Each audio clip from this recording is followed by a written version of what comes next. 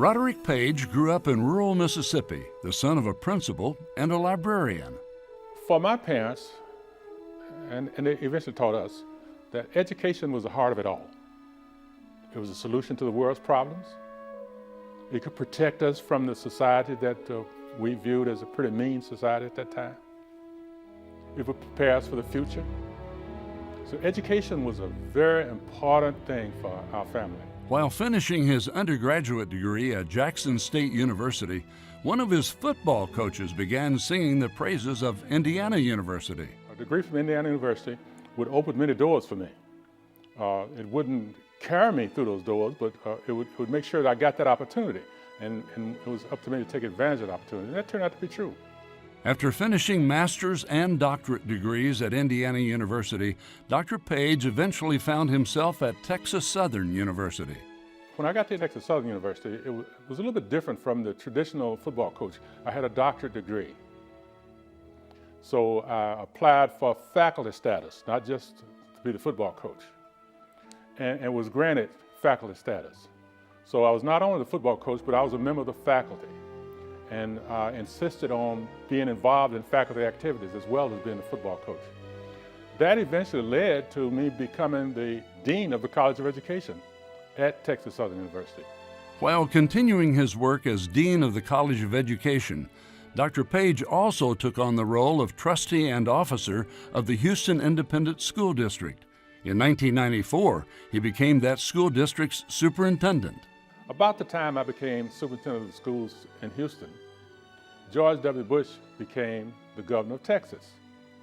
And as the superintendent of the largest school district in Texas, I had a lot of opportunity to interact with the governor of Texas. And his primary interest was in education, as was evidenced when he went to the presidency. He was really interested in improving education. And we had a lot of opportunities to interact. And so that relationship, I think, led to him inviting me to join him when he became president-elect. To go from a K-12 classroom to School of Education to superintendent of one of the largest school districts in the country to Secretary of Education, just so many stops along the way, so much school-based practice, I think is what makes him unique in the histories of not only our school and its graduates, but also just the Secretary of Education and the position of the folks that have held that. The fact that we were able to achieve for the first time in the history of the United States Department of Education, outside auditor given the Department a clean audit, is something I'm very proud of.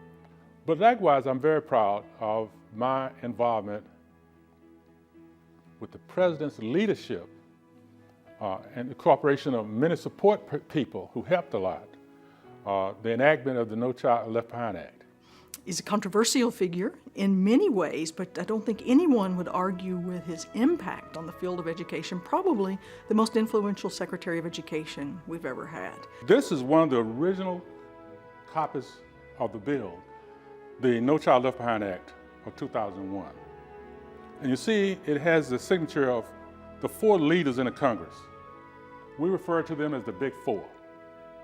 Most people are unaware of the unbelievable bipartisan nature of the discussion that caused the enactment of the No Child Left Behind Act. And what is so beautiful to me is this line right here. It says, enact, to close the achievement gap with accountability, flexibility, and choice so that no child is left behind. In other words, this introduced the federal government in the business of trying to close the achievement gap for minority and low-income children who were being left behind. He profoundly believed that teaching and education is civil right, and he believes that education equalizes opportunity.